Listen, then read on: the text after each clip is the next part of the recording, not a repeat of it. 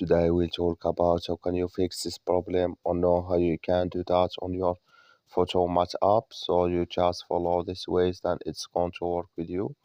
All you have to do in the first, so you just click here on settings here, just click on it. So then it's going to take you to this list. It's going to show for you like this. So then you go down here, just keep going down. So then you click here on apps, just click on it. You come to next step here, and here you're looking for Photomath app. You just click on search. So then here at Photomath, it's going to show for you like this here. So it's going to show for you like this. You click on it here. You come to next step here, click here on force stop, click on OK. Then you go down, just click on storage.